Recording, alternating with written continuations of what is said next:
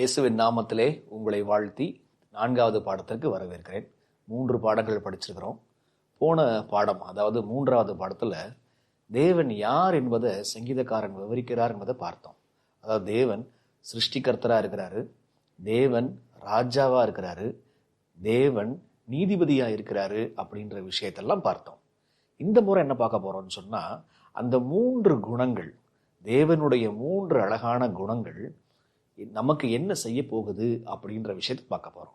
அதாவது தேவன் ராஜாவா இருப்பதினால நமக்கு என்ன செய்ய போகிறார், அவர் நீதிபதியா இருப்பதினால அவர் என்ன செய்ய போகிறார், தேவன் என்ன செய்ய போகிறார் என்பதுதான் விஷயங்க.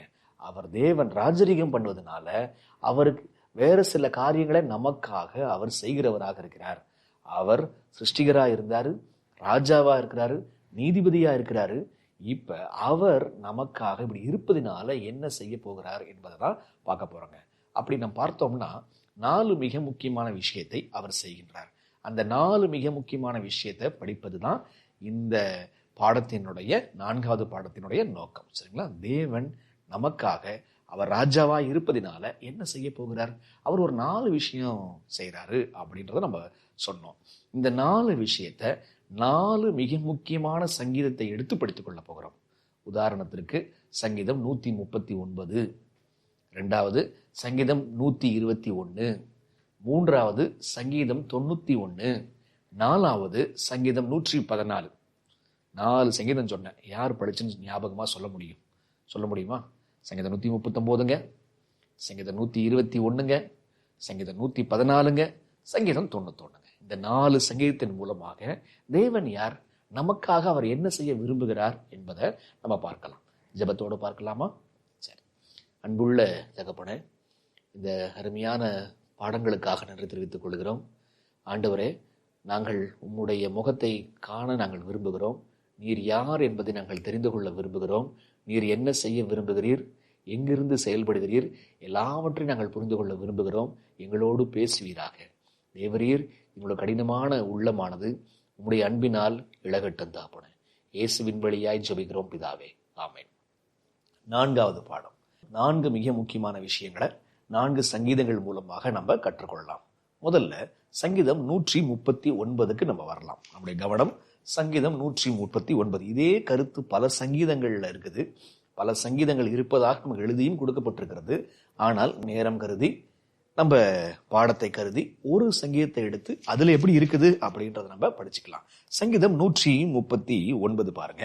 சங்கீதம் 139 ஒரு வார்த்தை திரும்ப திரும்ப வருதுங்க. அந்த வார்த்தையை படிப்பதற்கு முன்பாக 2 வசனங்களை இந்த சங்கீதத்துல வாசிக்கலாம். சங்கீதம் 139 என்ன சொல்றாருன்னு பாருங்க. வசனம் 6. இந்த அறிவு எனக்கு மிகுந்த ஆச்சரியமும் எனக்கு எட்டாத உயரவுமாய் இருக்கிறது. என்ன சொல்றாரு? ஏதோ ஒரு அறிவு, இந்த அறிவு எனக்கு மிகுந்த ஆச்சரியத்தை கொடுக்குது, எனக்கு எட்டாத உயரமா இருக்குது அப்படின்றாருங்க. ஏதோ ஒரு தாட், ஏதோ ஒரு அறிவானது அவரால் யோசிச்சே பார்க்க முடியல, எட்டாத உயரமா இருக்குது. It was so amazing. ஆச்சரியமா என்ன செய்து இருக்குது. இப்ப அதே போல பாருங்க வசனம் 17. தேவனே உமது ஆலோசனைகள், ஆங்கிலத்துல தேவனே உமது யோசனைகள் என்று வருகிறதுங்க. தேவனே உம்முடைய யோசனைகள் எவ்வளவு, எனக்கு எத்தனை அருமையானவைகள் பாருங்க. ஆச்சரியம்னாரு, எட்டாதது இருக்குதுன்னு சொன்னாரு. இப்ப எவ்வளவு அருமை, எவ்வளவு அருமையா இருக்கிறது. இப்ப அவைகளின் தொகை எவ்வளவு அதிகம். 18 பாருங்க. அவைகள் நான் என்ன போனால் மணலை பார்க்கிலும் அதிகமாம். உம்முடைய யோசனைகள் இருக்குதே, உண்மை பற்றின அந்த யோசனை இருக்குதே, அது எவ்வளவு அதிகமா இருக்குது, மணலை போல இருக்குது. அதை போய் என்ன பார்த்தா என்ன முடியல, அது ஆச்சரியமா இருக்குது, அது உயரமா இருக்குது. சரிங்களா? என்ன யோசனை, அந்த யோசனைகள் என்ன, அந்த அறிவு தான் என்ன. இப்ப அந்த யோசனைய, அந்த அறிவை, என்ன முடியாத, எட்டி பார்க்க முடியாத விஷயத்த என்னன்னு சொல்லிட்டு ஒரு வார்த்தை சொல்லுகிறார். அந்த வார்த்தை சங்கீதத்தினுடைய 139ஆம் சங்கீதத்தினுடைய துவக்கத்திலையும் வருது, முடிவிலையும் வருது, நடுவுல பல இடங்கள்லையும் அப்படியே அந்த வார்த்தை தெளிக்கப்பட்டிருக்கிறது. அந்த வார்த்தை என்ன? அந்த வார்த்தை தான் அவரால் பிரமிச்சு பார்க்க முடியுது. என்ன முடியல, எட்டி பார்க்க முடியல, அவ்வளோ உயரமா இருக்குது. அந்த விஷயம் என்ன, அது என்னன்னு பார்த்துடலாம் வாங்க. சங்கீதம் 139 வசனம் 1. கர்த்தாவே, நீர் என்னை ஆராய்ந்து அறிந்திருக்கிறீர். என்னவா? நீர் என்னை ஆராய்ந்து அறிந்திருக்கிறீர். இதுல வந்த வார்த்தை 1 வசனம் 2லயும் வருது பாருங்க. என் உட்காருதலையும் என் எழுந்திருக்குதலையும் நீர் அறிந்திருக்கிறீர். வசனம் 1ல வந்த ஒரு வார்த்தை வசனம் 2லயும் வருதா? ஆராய்ந்து அறிந்திருக்கிறீர், நீர் அறிந்திருக்கிறீர். நீர் என்ன அறிந்திருக்கிறீர் என்ற வார்த்தையானது மீண்டும் மீண்டும் வருகிற வார்த்தையாக இருக்கிறது. எப்படி முடியுது பாருங்க. சங்கீதம் 23 பாருங்க. தேவனே, என்னை ஆராய்ந்து என் இருதயத்தை அறிந்து கொள்ளும், என்னை சோதித்து என் சிந்தனைகளை அறிந்து கொள்ளும். விஷயம் புரியுதா?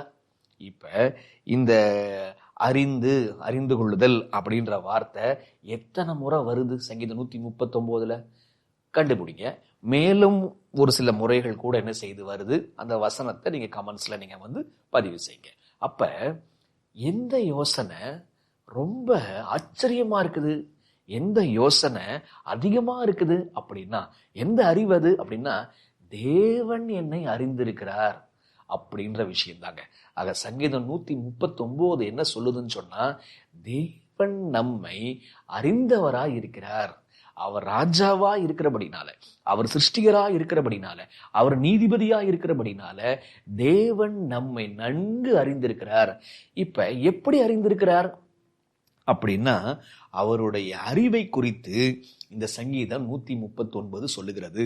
அவர் எப்படி அறிஞ்சிருக்கிறாரு அப்படின்னா பாருங்க, சில விஷயத்தை பாருங்க. வசனம் 1ல பாருங்க, வசனம் 1 ஒரு 6 விஷயம் பாருங்க. அவருடைய எப்படி அவர் அறிந்திருக்கிறார் என்பதற்கு ஒரு 6 விஷயம். சரிங்களா? இப்ப பாருங்க. கர்த்தாவே, நீர் என்னை ஆராய்ந்து அறிந்திருக்கிறீர். எப்படி அறிஞ்சிருக்கிறாரா? நம்ம நல்லா ஆராய்ந்து பார்த்து அறிந்தவராய் இருக்கிறீர். 1.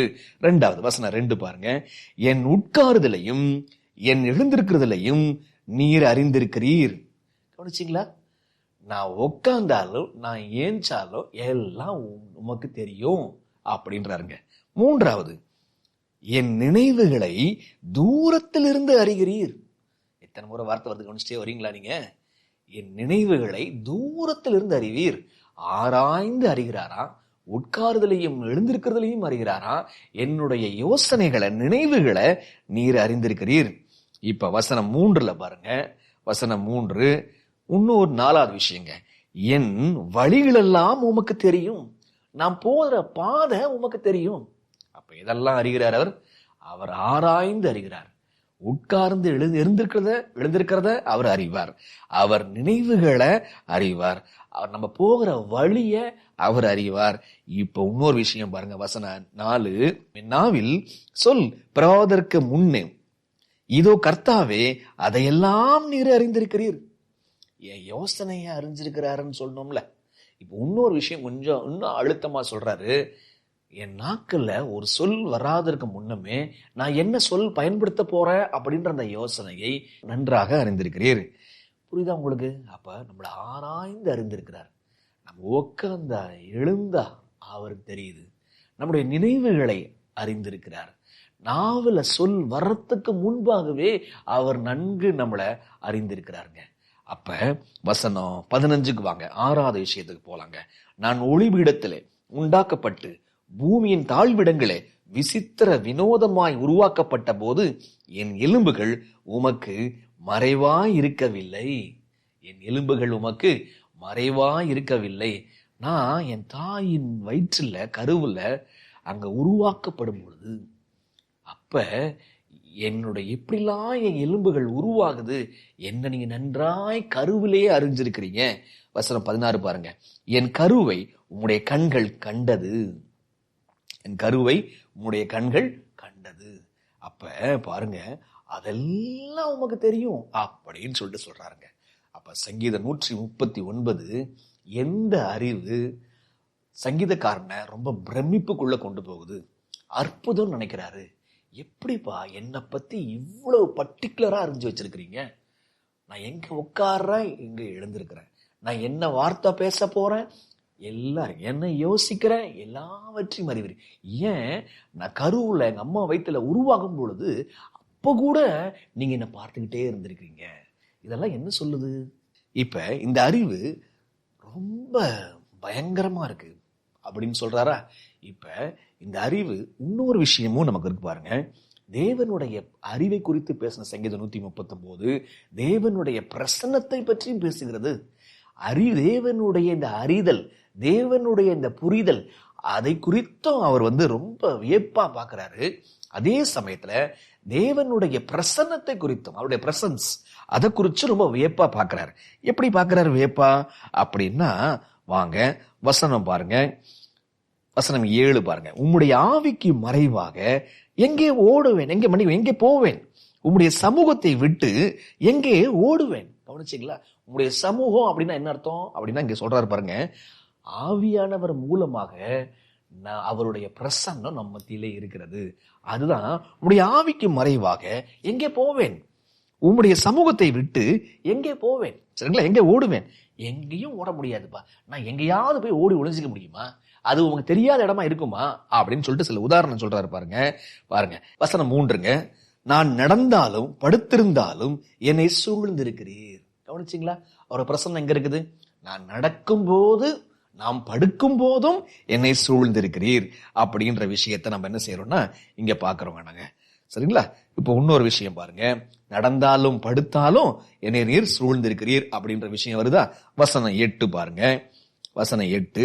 நான் வானத்திற்கு ஏறினாலும் நீர் அங்கே இருக்கிறீர், பாதாளத்திலே படுக்கை போட்டாலும் நீர் அங்கே இருக்கிறீர். என்னவா, நான் படுக்கும் போது என்ன சூழ்ந்திருக்கிறீங்க, நான் நடக்கும் போது என்ன சூழ்ந்திருக்கிறீங்க. இப்ப நான் வானத்துக்கு போனாலும் சரி, பாதாளம்னா என்னது? சவக்குழி. சரிங்களா? சவக்குழி, பிணக்குழி. நான் அங்க போனாலும் அது உங்களுக்கு கண்ணுக்கு மறைவா இருக்குதா? இல்ல. அது இங்கேயும் நீங்க என்ன செய்றீங்கன்னு நீங்க பாக்குறீங்க. அந்த இடமும் உங்க மறைவல்ல அப்படின்றாருங்க. இப்ப பாருங்க வசனம் 9. நான் விடியற் காலத்து செட்டைகளை எடுத்து சமுத்திரத்தின் கடையாந்திரங்களிலே போய் தங்கினாலும் அங்கே உமது கை என்னை நடத்தும். நானு சமுத்திரத்தின் ஓரத்துக்கு ரொம்ப தூரம் போயினாலும் கூட, அங்க கூட எனக்கு கூகுள் மேப் ஒர்க் ஆகாது, வழிகாட்டுறதுக்கு ஆள் இருக்க மாட்டாங்க, டிராபிக் போலீஸ் இருக்க மாட்டாங்க, அங்க கூட உங்களுடைய சமூகம் என்னை நடத்தும். கவனிச்சிங்களா? நான் படுத்தாலும் என்னை சூழ்ந்திருக்கிறீர், நான் நடந்தாலும் என்னை சூழ்ந்திருக்கிறீர், நான் பாதாளத்துக்கு போனாலும் அது உங்க கண்ணுங்க பார்க்கும், நான் சமுத்திரத்தின் கடையாந்திரத்துக்கு போனாலும் அங்கே நீங்க என்ன வழி நடத்துறீங்க அப்படின்றாருங்க. இப்ப இன்னொரு விஷயம் சொல்றாரு பாருங்க. வசனம் 13.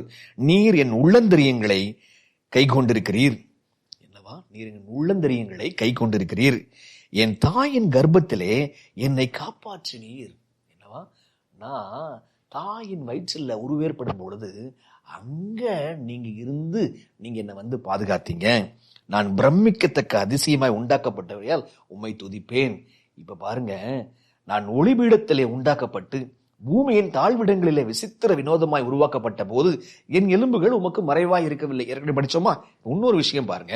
என் கருவை உம்முடைய கண்கள் கண்டது, என் அவயங்களிலே ஒன்றாகிலும் இல்லாதே போதே அவைகள் அனைத்தும், அவைகள் உருவேற்படும் நாட்களும் உமது புஸ்தகத்தில் எழுதியிருந்தது.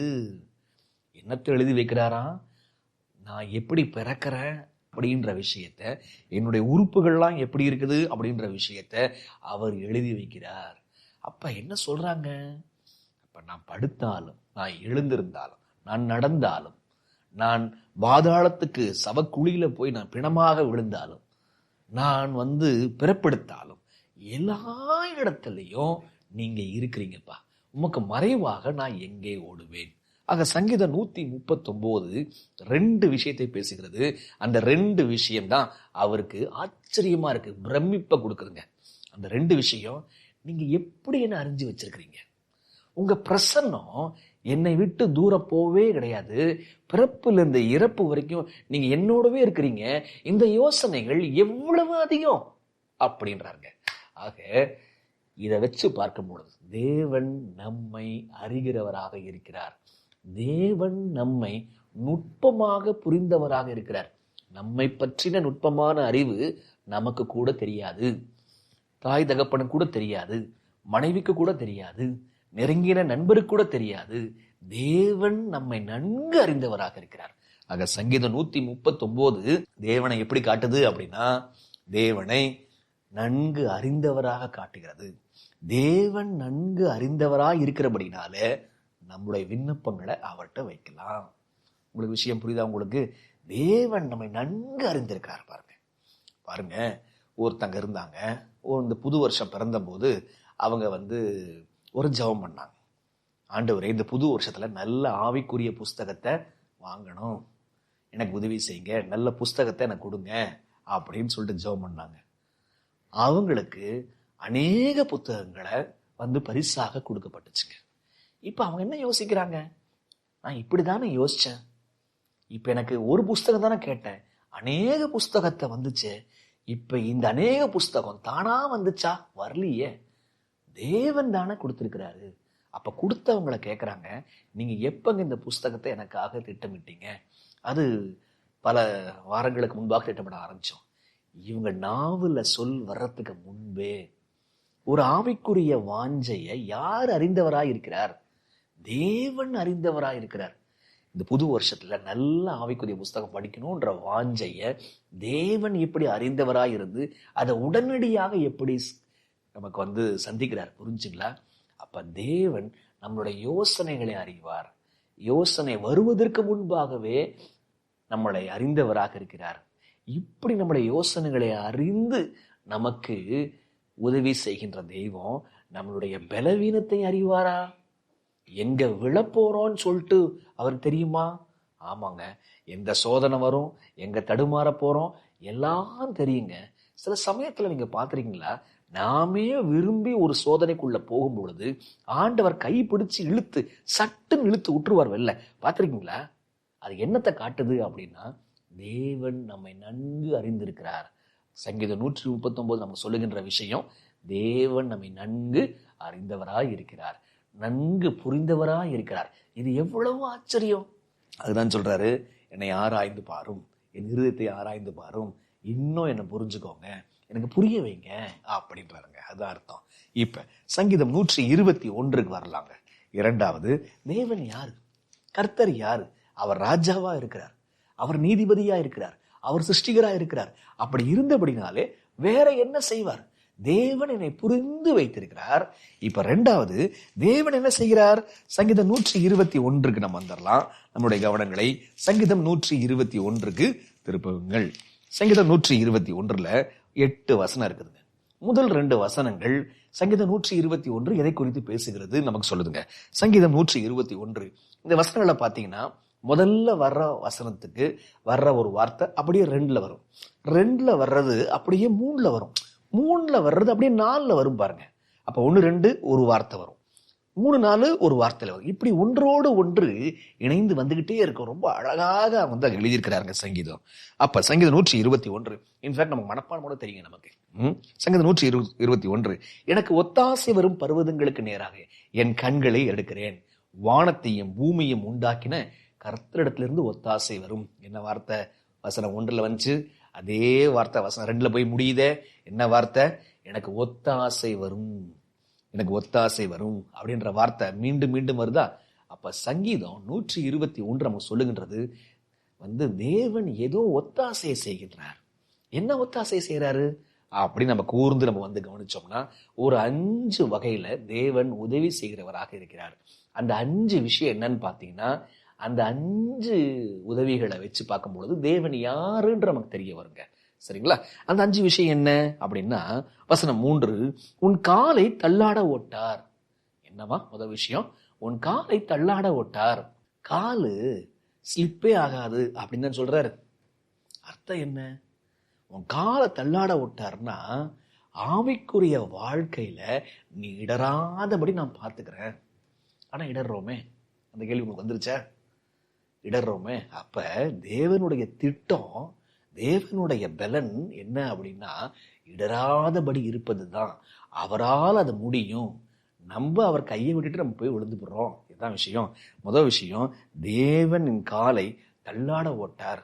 அவர் என்னுடைய ஆவிக்குரிய வாழ்க்கைய அவர் சறுக்குல இருந்து காப்பாற்றுகின்றார். கவனிச்சிங்களா? எப்படிப்பட்ட ஒத்தாசை? ஒத்தாசை நம்பர் 1, உங்க ஆவிக்குரிய வாழ்க்கையை விழுகையிலிருந்து அவர் காப்பாற்றுகிறார். விழாம இருப்பதற்கு அவர் ஒத்தாசை அனுப்புகிறார். 2வது, உன்னை காக்கிறவர் உறங்கார். உன்னை காக்கிறவர் உறங்கார். இந்த உறங்கார் என்ற வார்த்தை அப்படியே அடுத்த வசனத்துல வருது பாருங்க. இதோ இஸ்ரவேலை காக்கிறவர் உறங்குவதும் இல்லை, தூங்குகிறதும் இல்லை. உறங்குவதும் இல்லை, தூங்குவதும் இல்லை. உன்னை காக்கிறவர் ஒருத்தர் இருக்கிறாரு. அவரு செத்து போயில, அவரு தூங்குறது இல்லை. அப்படின்னு அர்த்தம் என்ன? அவரு உயிர்ப்புடன் இருக்கிறார், விழிப்புடன் இருக்கிறார். அப்ப இங்க தேவன் ஆவிக்குரிய வாழ்க்கைய நமக்கு விழாதபடி காக்கிறாரு. இப்ப அடுத்தது விழிப்புடன்.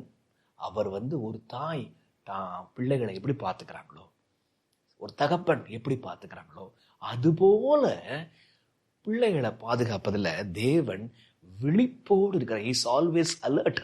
ரொம்ப விழிப்பா இருக்கிறாரு. நம்ம கால்களை பார்த்து கொண்டே இருக்கிறாரு. அவர் தூங்குவதில்லை. அவர் அலர்ட்டா என்ன செய்யறாருன்னா அவர் இருந்து கொண்டிருக்கின்றார். 3வது பாருங்க, கர்த்தர் உன்னை காக்கிறவர். கர்த்தர் உன் வலது பக்கத்திலே உன் நிழலா இருக்கிறார். பாருங்க, கால தள்ளாட ஓட்டார். ஆவிக்குரிய வாழ்க்கைய, ஆவிக்குரிய பாதங்களை அவர் காக்கிறார். அடுத்தது என்ன பார்த்தோம்? அவர் ரொம்ப விழிப்போடு இருக்கிறார். அவர் தூங்கிட்டேன், மறந்துட்டேன் அப்படிலாம் அவர் சொல்ல மாட்டாருங்க. 3வது பாருங்க, அவர் எங்க இருக்கிறாராம்? வலது பக்கத்துல இருக்கிறாராம். வலது பக்கத்துல எப்படி இருக்கிறாராம்? நிழல் போல இருக்கிறாராம்.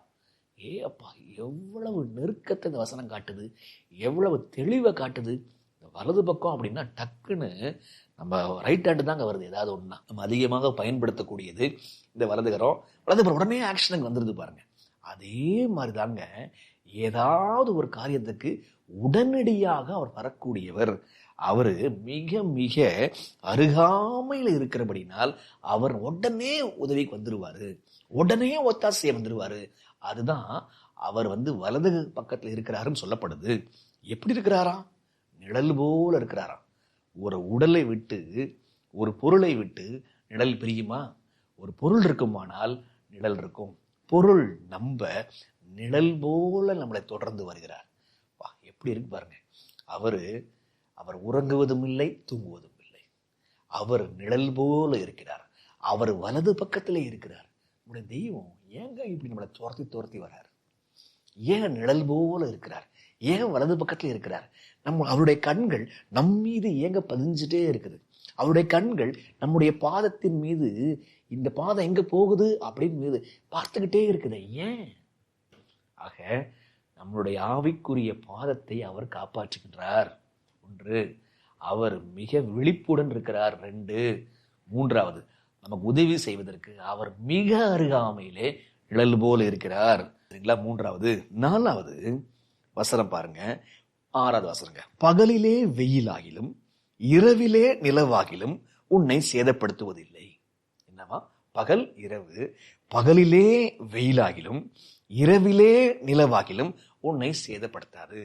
இந்த பகல் இரவு வெயில் இந்த காரியங்கள்லாம் வரும் பொழுது உங்களுக்கு எதாவது ஞாபகத்துக்கு வருதா? பகலிலே வெயிலாகிலும் இரவிலே நிலவாகிலும் உன்னை சேதப்படுத்துவதில்லை. சரிங்களா? அப்ப இது மாதிரி வசனம் வேற எங்கேயாவது இருக்கா? மேகஸ்தம்பம், அக்னி ஸ்தம்பம். வெயிலுக்கு மேகஸ்தம்பம், அங்க இரவுல அக்னி ஸ்தம்பம். அப்ப மேகஸ்தம்பம், அக்னி ஸ்தம்பம் எதை காட்டுது அப்படின்னா, பைபிள்ஸ் பார்க்கிறோம் நம்ம, தேவன் எப்படி நமக்கு இம்மைக்குரிய வாழ்க்கைக்கும் மறுமைக்குரிய வாழ்க்கைக்கும் எப்படி வழி நடத்துகிறவராக இருக்கிறார். காலை தள்ளாட ஓட்டார். உறங்குவதும் இல்லை, தூங்குவதும் இல்லை. நிழலாய் வலது பக்கத்திலே இருக்கிறவர். இப்ப மேகஸ்தம்பமாய் அக்னி ஸ்தம்பமாய் நம்ம கூடவே வர்றவராக அவர் இருக்கிறார். அவரு ஆவிக்குரிய வாழ்க்கைக்கும் சரி, இம்மைக்குரிய வாழ்க்கைக்கும் சரி, அவர் மேகஸ்தம்பமாக அக்னி ஸ்தம்பமாக வழி நடத்துகிறவராக இருக்கிறார். இம்மைக்குரிய எந்த விஷயத்தை நீங்க கேட்டாலும் அவர்கிட்ட ஞானம் உண்டு, அவர்கிட்ட ஆலோசனை உண்டு. இது நீங்க புரிஞ்சுக்கணும். எவ்வளவு ஆச்சரியமா இருக்குல்ல? சரிங்க, இப்ப பாருங்க வசனம் 7 பாருங்க, 5வது விஷயம் சொல்லி முடியுதுங்க. கர்த்தர் உன்னை எல்லா தீங்குக்கும் விலக்கி காப்பார், அவர் உன் ஆத்துமாவை காப்பார். கர்த்தர் உன் போக்கையும் உன் வரத்தையும் இது முதற்கொண்டு என்றென்றைக்கும் காப்பார். இதுல பாயிண்ட், உன் ஆத்துமாவை காப்பார். ஆத்துமானா என்ன? நம்முடைய உடல், நம்முடைய மனம், உடலும் மனமும் சேரும் பொழுது உருவாகக்கூடிய குணம் சகலத்தையும் அவர் காப்பார். இப்ப ஒரு கேள்வி, இந்த 5 விஷயம். அவரு காலை பார்க்கிறாரு, கண்ணு அவர் தூங்குற கண்ணு கிடையாது, அவர் பக்கத்துல நெல் போல இருக்கிறாரு, மேகஸ்தம்பமா அக்னி ஸ்தம்பமா அவர் வராரு, அவர் எல்லாவற்றையும் காப்பாற்றாரு. இதெல்லாம் என்னங்க சொல்லுது? இந்த ஒத்தாசையெல்லாம், இந்த 5 வகையான ஒத்தாசைகள் என்ன சொல்லுது அப்படின்னா, தேவன் கர்த்தர் நம் மீது எவ்வளவு கரிசனையாய் இருக்கிறார். இல்ல, நம்ம கால்களை பார்க்கிறார், அவர் ரொம்ப விழிப்பா இருக்கிறார், தூங்காமலே இருக்கிறாரு, நம்மளை விட்டு பிரிவதில்லை, நிழல் போல ஓட்டிட்டு வராரு, ரொம்ப அருகாமையில் இருக்கிறாரு. சரிங்களா? நம்மளை வழிநடத்தக்கூடியவராக இருக்கிறார், இரவிலையும் பகல்லையும் வழிநடத்தக்கூடியவராக இருக்கிறார். அடுத்தது நம்மளை காப்பாற்றுகிறவராக இருக்கிறார். இதெல்லாம் எதை காட்டுது அப்படின்னா, அவர் எவ்வளவு கரிசனங்க. இப்ப தேவனுடைய ஜனங்களை ஆண்டவர் விடுவித்து கொண்டு வரும் பொழுது, அந்த வனாந்திர பயணத்துல அவருடைய பாதங்கள் அங்க செருப்பு தேஞ்சிச்சா? நீங்க சொல்லுங்க, அந்த வசனத்தை தூக்கி போடுங்க, கமெண்ட்ஸ்ல போடுங்க. அவங்களுடைய செருப்பு தேயல, அவங்களுடைய உடை பழசாச்சா? உடை 40 வருஷம் பழசாகலைங்க. நமக்கெல்லாம் 3 மாசத்துல பழசாகுது, 6 மாசத்துல பிள்ளைகளுக்கு செருப்பு வாங்கி தர வேண்டியதா இருக்குது. ஆனா 40 வருஷமாக துணி பழசாகல, செருப்பு தேய்ந்து போகல, காலு வீங்கவும் இல்லை, ஒருத்தம் கூட பலவீனம் இல்லை. இந்த வசனங்கள்லாம் எங்கெங்க இருக்குது? செருப்பு பத்தி, செருப்பு தேயல, அந்த துணி பழசாகல, இந்த வசனம் எங்க இருக்குது? சரிங்க, போடுங்க நீங்க. இப்ப அந்த செருப்பு தேயலன்னு வரும்பொழுது செருப்பு பாதுகாக்கிறது யாருங்க? ட்ரெஸ் பழசாகலன்னு வரும்போது அந்த ட்ரெஸ்ஸை பாதுகாத்தது யாருங்க? புதுசா, அதுவும் வனாந்திரத்துல எவ்வளவு புழுதி, எவ்வளவு மணல், எவ்வளவு காரியம், இப்படி இருக்கும் போது அந்த ட்ரெஸ்ஸை பாதுகாத்தது யாரு?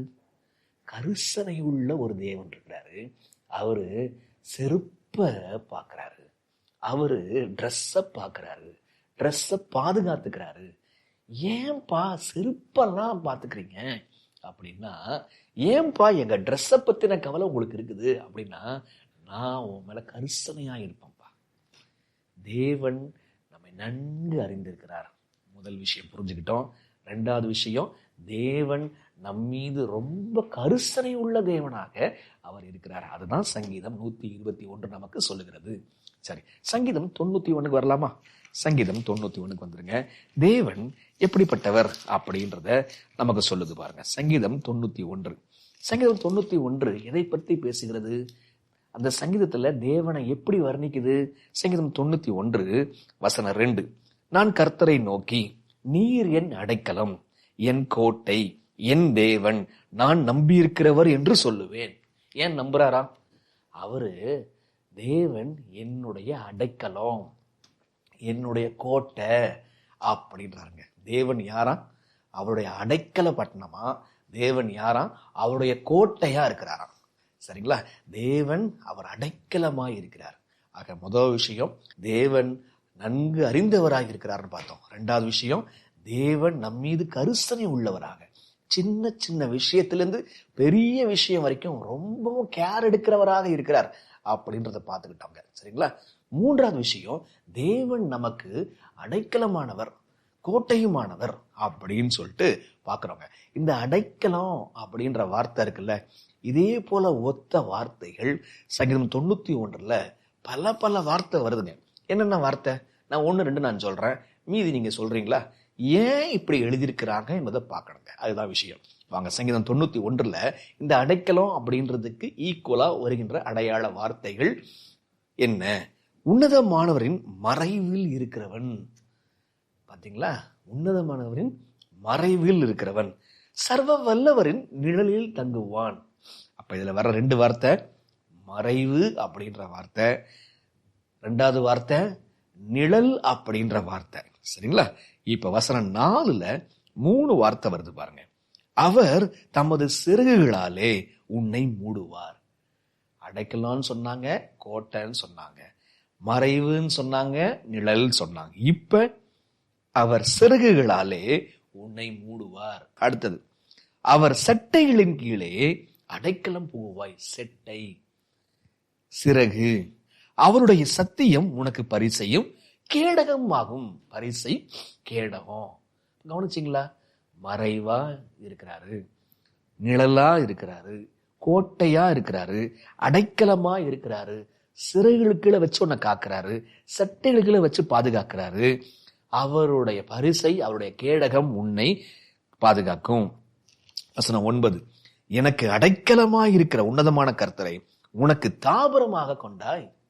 கவனிச்சிங்களா? இப்படி அவர்தான் அடைக்கலம் அப்படின்ற விஷயத்த சிறகுன்றாங்க, கேடகம் அப்படின்றாங்க, செட்டை அப்படின்றாங்க, நிழல் அப்படின்றாங்க. இப்படி வெவ்வேறு அழகான அழகான வார்த்தையெல்லாம் தாவீது போட்டு பாடி வச்சிருக்கிறாரு. ஏன் பாடினாரு? ஏன்?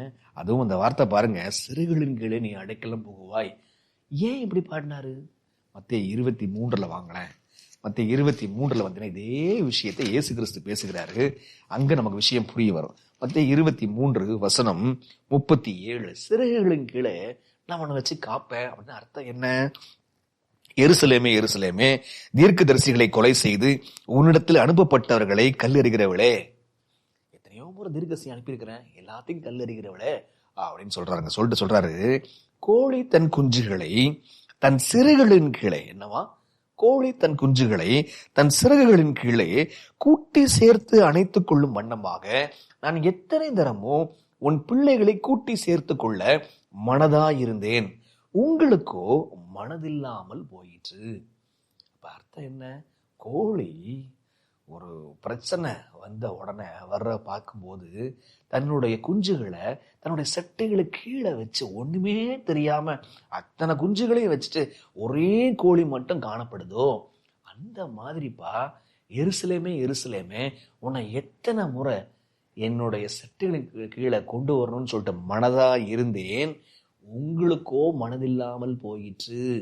அப்படின்னா சங்கீதம் 91 கோட்டை, அடைக்கலம், நிழல், செட்டை, சிறகு இப்படிலாம் சொல்லப்படுது. அதெல்லாம் எதை குறிக்குது?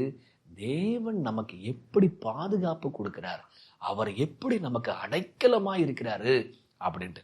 அப்ப எதிராளி வெளில இருக்கிறான், சாத்தான் வெளில இருக்கிறான், சாத்தான்ட்டு பாதுகாக்கும்படியா கர்த்தரே நமக்கு அடைக்கலமாக அவர் இருக்கிறார் அப்படின்றதுதான் சங்கீதம் 91 நமக்கு சொல்லுகிறத நம்ம பார்க்கலாம். அதாவது கோழி தன் குஞ்சுகளை கூட்டி சேர்த்து வண்ணமாக அப்படி இருக்கிறாருங்க.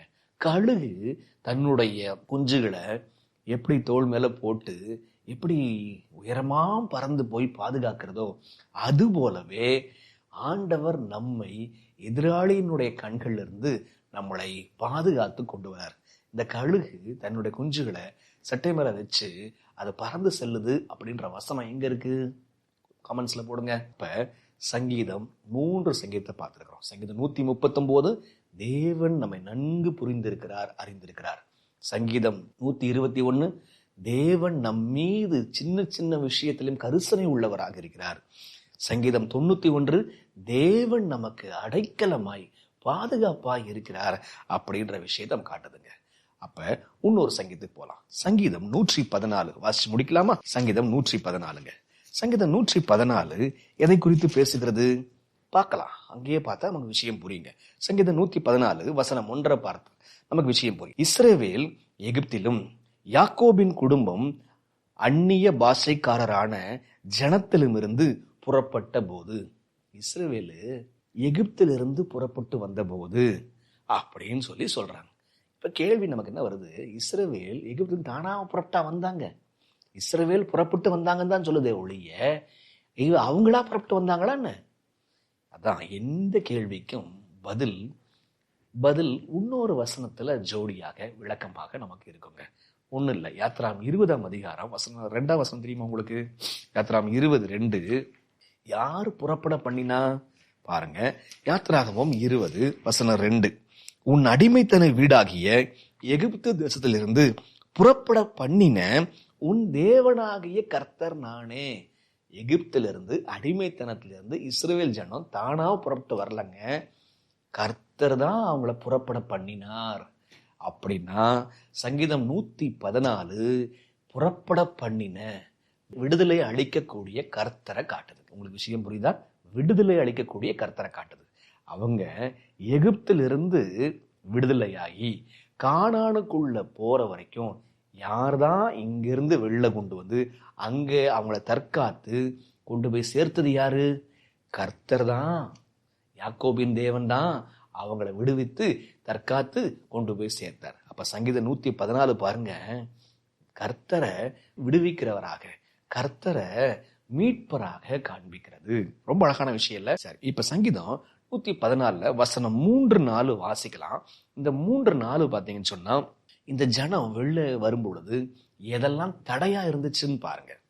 அப்படி தடையா இருந்தத தேவன் எப்படி விலக்கினாரு, இந்த ஜனத்தை எப்படி மீட்டெடுத்தாருன்னு பாருங்க. சரிங்களா? என்னென்னலாம் இந்த வசனம் 3 வசனம் 4 அவ்வளவுதாங்க. இந்த 2 வசனத்துக்குள்ள எது எதெல்லாம் இந்த புறப்பட வந்த ஜனத்திற்கும் போய் சேர முடியாத படிக்கும் எதெல்லாம் தடையா இருக்குது பாருங்க. எப்படி தேவன் விடுவிக்கிறாரு பாருங்க. கடல் கண்டு விலகி ஓடிற்று. வசனம் 3, கடல் கண்டு விலகி ஓடிற்று. கடல் என்ன செஞ்சுச்சான்? ஓடிருச்சான். ஆச்சரியமா இருக்கா? கடல் ஓடிருச்சான். யோர்தான் பின்னிட்டு திரும்பினது. பாருங்க, கடல் விலகி போயிற்று. எந்த கடல்? செங்கடல். இது ஸ்டார்டிங், அவங்க எகிப்தை விட்டு வெளில வரும்போது. யோர்தான் பின்னிட்டு திரும்பியது. அது எப்ப?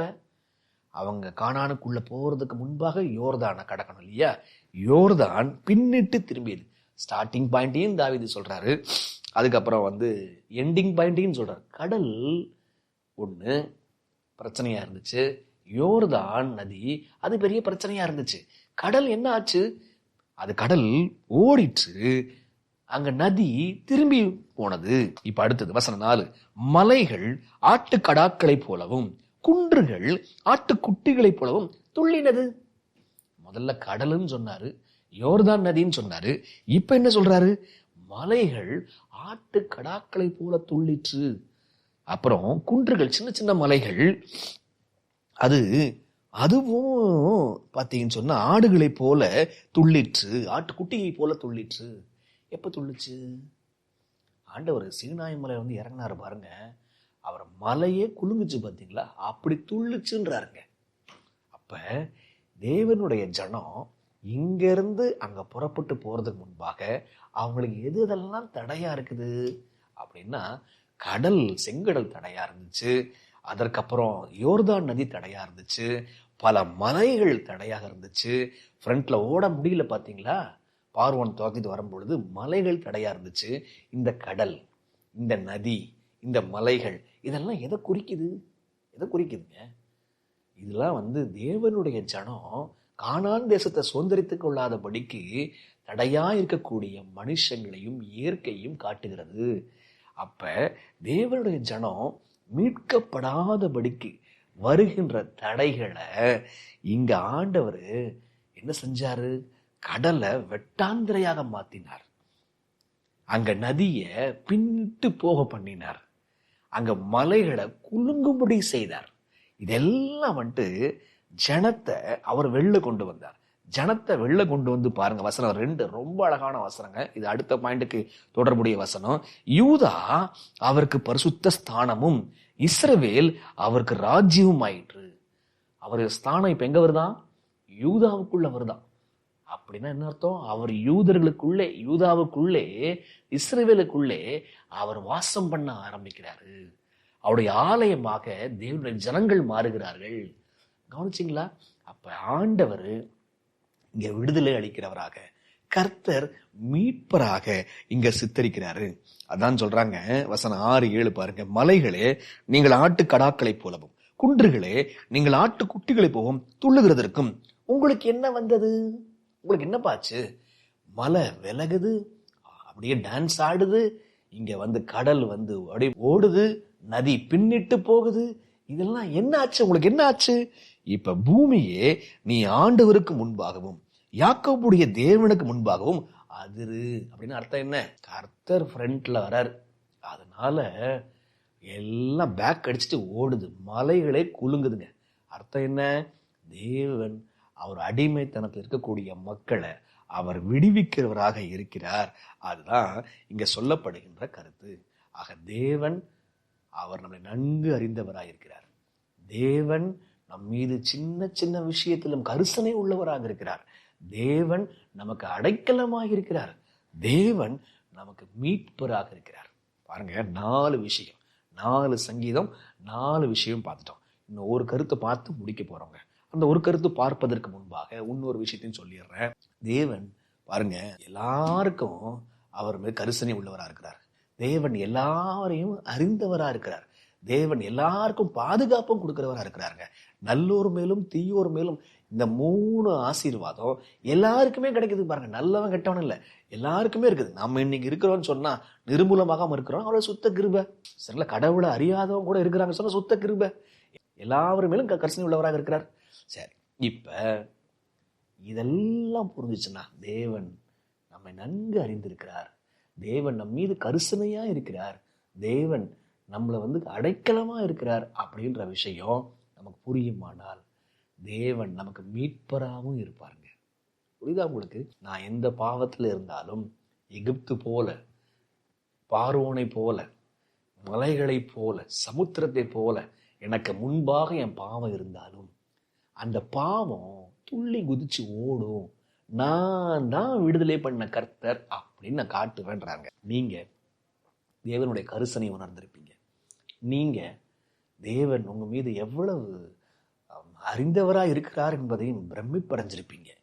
நீங்க தேவன் உங்களுக்கு பாதுகாப்பு கொடுத்திருப்பார், அடைக்கலமா இருந்திருப்பார், அதையும் பார்த்திருப்பீங்க.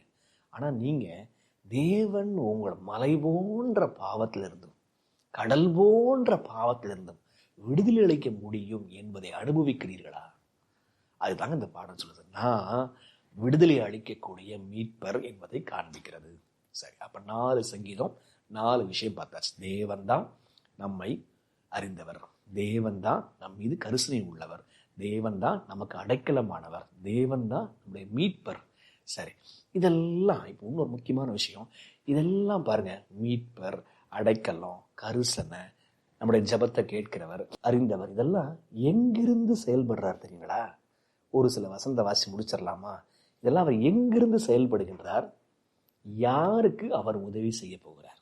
என்ன பார்க்கலாமா? நம்ம வாங்க, சங்கீதம் 3:4. இந்த வசனங்கள் எல்லாம் இதுவரைக்கும் படித்த அந்த ஆசீர்வாதத்தை காட்டுது. ஆனா எங்கிருந்து அவர் செய்கிறார்? ஒரு வார்த்தை ரிப்பீட் ஆகிட்டே இருக்குதுங்க. ரொம்ப ரொம்ப ரொம்ப முக்கியமான பாயிண்ட் வரும். சங்கீதம் 3:4. 3:4. நான் கர்த்தரை நோக்கி சத்தமிட்டு கூப்பிட்டேன், அவர் தமது பரிசுத்த பர்வதத்தில் இருந்து என்னை செவி கொடுத்தார். என்னவா?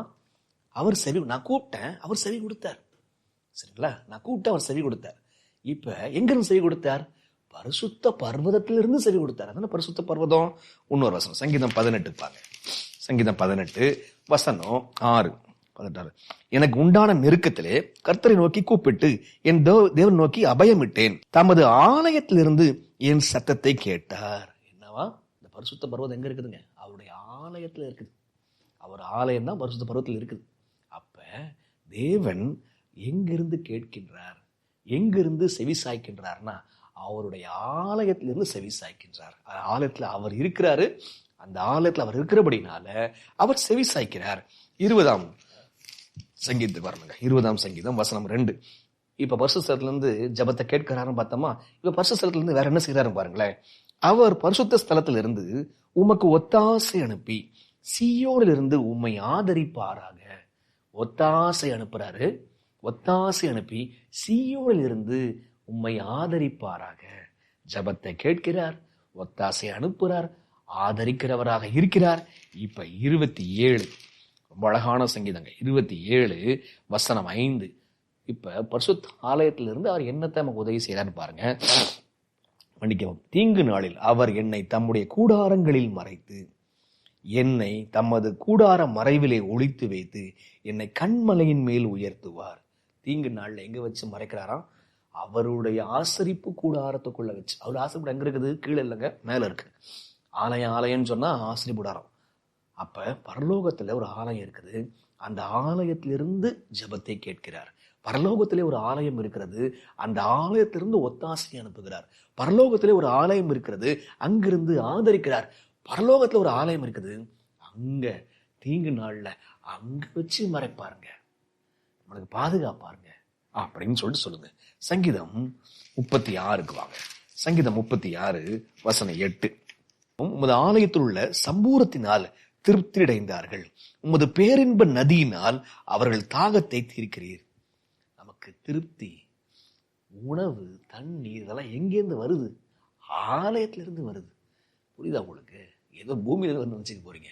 அப்ப என்ன சொல்லுது? எல்லா காரியமும் நம்மளை அறிந்தவராக இருக்கிறாரு, நமக்கு பாதுகாப்பு கொடுக்கிறாரு, நம்முடைய தேவைகளை சந்திக்கிறாரு.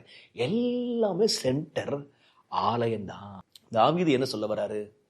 பரலோகத்துல ஒரு ஆசரிப்பு கூடாரம், ஒரு ஆலயம் ஒண்ணு இருக்குது, அங்க திட்டம் ஒண்ணு இருக்குது. அந்த ரட்சிப்பின் திட்டத்தின் அடிப்படையில நம்மை தேவன் அறிந்திருக்கிறார், நம்மளை கரிசனையாக பாதுகாக்கிறார், நமக்கு அடைக்கலமாக இருக்கிறாரு, நமக்கு மீட்கவும் செய்வாருங்க. அந்த திட்டத்தின்படிதான் நமக்கு எல்லாமே நடக்குது. அப்ப ஏதோ கர்த்தர் அறிகிறார், கர்த்தர் உதவி செய்யறார், கர்த்தர் கரிசனையா இருக்கிறாருன்னு போயிடக்கூடாது. ஒரு திட்டம் இருக்குது, அந்த ஆலயத்துல இருக்குது. அந்த ஆலயத்திலிருந்து தான் இந்த திட்டங்கள் எல்லாம் வருதுல. சின்ன சின்ன விஷயம் இதெல்லாம் ஒளிக்கதிர்கள், அதுதான் சூரியன். புரியுதா உங்களுக்கு? இப்ப தேவன் யாருடைய ஜெபத்தை கேட்டு விடுவிக்கிறவராக இருக்கிறார்? யாருடைய ஜெபத்தை கேட்டு? எல்லார் மேலும் கரிசனையா இருக்கிறாரு, எல்லார் மேலேயும் அன்பா இருக்கிறாரு. யாரை விடுவிக்கிறார்? மனப்பாட வசந்த வாசி முடிச்சிடலாமா? சங்கீதம் 37ங்க. சங்கீதம் 37 வசனம் 34 வசனம் 17. 34:17. நீதிமான்கள் கூப்பிடும் பொழுது, யாரா? நீதிமான்கள் கூப்பிடும் போது கர்த்தர் கேட்டு அவர்களுடைய எல்லா உபத்திரவங்களுக்கும் நீங்களாக்கி விடுகிறார். என்னவா? யார்கிட்ட விடுவிக்கிறாரு? நீதிமானுடைய ஜெபத்தை கேட்டு அவர் விடுவிக்கக்கூடியவராக இருக்கிறார். அடுத்தது அப்படின்னா யாரை விடுவிப்பார்? நீதிமானா இருக்கிறவங்களுக்கு அவர் உதவி செய்கிறவராக இருக்கிறார். எல்லாருக்கும் முதல் 3 கிடைக்குங்க. ஆனா யாரை மீட்கிறார்? நீதிமானா இருக்கணும். குறைஞ்சபட்சம் நீதிமானா இருக்க விரும்பணும். அப்படின்னு அர்த்தம் என்ன பாருங்க. வசனம் 18. நொறுங்குண்ட இருதயம் உள்ளவர்களுக்கு கர்த்தர் சமீபமாய் இருந்து நறுங்குண்ட ஆவி உள்ளவர்களை ரட்சிக்கிறார். 19. நீதிமானுக்கு வரும் துன்பங்கள் அநேகமாயிருக்கும், கர்த்தர் அவைகள் எல்லாவற்றிலும் நின்று அவர்களை விடுவிக்கிறார். கர்த்தர் கேட்கிறார், கர்த்தர் விடுவிக்கிறார். அதான் தலைப்பு. 4வது தலைப்பு எங்க வருது பாத்தீங்களா? சங்கீதம் 34 வருதுங்க. நொறுங்குண்ட மனசோட, ஆண்டவரே எங்கள் குணங்களை மாற்றும், ஆண்டவரே எங்கள் பாவங்களை மன்னியும், ஆண்டவரே எங்களுக்கு நல்ல குணங்களை தாரும் அப்படின்னு சொல்லி கேட்கிறவங்களுக்கு கர்த்தர் ஜெபத்தை கேட்கிறாரு, கர்த்தர் அவங்கள விடுதலை அளிக்கிறார். உங்க கர்த்தர் யாருன்னு புரியுதா? உங்களை நுட்பமாக அறிந்தவர். உங்க கர்த்தர் உங்களை கரிசனையாக பாதுகாக்கிறவர். உங்க கர்த்தர் உங்களுக்கு அடைக்கலமாக இருக்கிறவர். அவருடைய சிறுகளின் கீழே நீங்க அடைக்கலம் போகலாம். இந்த கர்த்தர் உங்களை விடுவிக்கவும் முடியும். அவர் மீட்பராகவும் இருக்கிறார். நீங்க கூப்பிட்டு பாருங்க, உங்களை அவர் விடுவிப்பாருங்க. எல்லா தீங்கிற்கும் விடுவிப்பாருங்க. ஜெபம் பண்ணலாமா? அன்புள்ள தகப்பனே, நீர் எப்பேற்பட்ட தகப்பனாக இருக்கிறீர் தகப்பனே. நாங்கள் புரிந்து கொள்ளாமல் ஆண்டவரே மந்தைகளைப் போல இருக்கிறோம் தகப்பனே. உம்முடைய அன்பு ஒவ்வொரு நாளும் உயிரோட்டமாக எங்களுக்குள்ள இருக்க உதவி செய்திடலும். நீர் எங்கள் மீது எவ்வளவு யோசனை உள்ளவராக, கரிசனை உள்ளவராக, பாதுகாக்கிறவராக, ஏன் ஆண்டவரே எங்களை மீட்கிறவராகவும் இருக்கிறீர் தகப்பனே. நாங்கள் புரிந்து வாழ உதவி செய்திடலும். மற்றவங்களுக்கு புரிய வைக்க எங்களுக்கு பாரம் தாரும். இயேசுவின் வழியாய்